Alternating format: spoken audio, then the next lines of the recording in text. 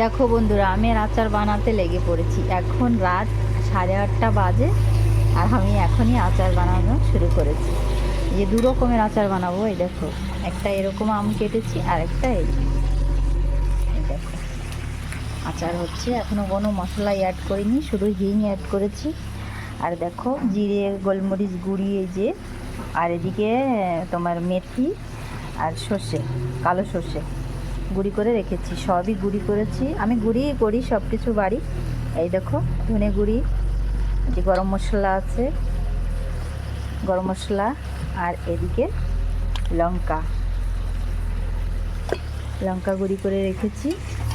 এই সব এখন অ্যাড করবো এর সঙ্গে, অ্যাড করে তারপরে তোমাদেরকে দেখাচ্ছি ফাইনাল লুকটা কেমন আসছে, মানে কেমন হয়েছে আচার। ফাইনাল লুকটা তোমাদের সঙ্গে শেয়ার করছি। দেখো ফাইনালি আমার আচার বানানো রেডি। এই যে হয়ে গেছে বানানো।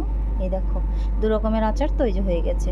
আর তোমাদেরকে একটা টিপস বলে দিই আমি, আচার আচার বানানোর সময় আচারে একটু হিং দেবে, হিং দেবে আর নুনের অংশটা বেশি রাখবে। তাহলে কি হয় বলো তো, আচারটা 1 বছরও যদি তুমি রাখতে চাও রাখতে পারবে, ভালো থাকে, খারাপ হয় না।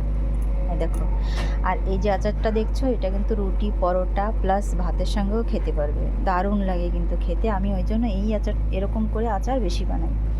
আর এদিকে এটা আমার মনে হয় শুধু ভাতের সঙ্গেই যায়, ওর জন্য এটা কম করে বানিয়েছি আর এটা বেশি করে বানিয়েছি। কেমন লাগলো আমার আচারের ভিডিও তোমরা কমেন্ট করে জানাবে।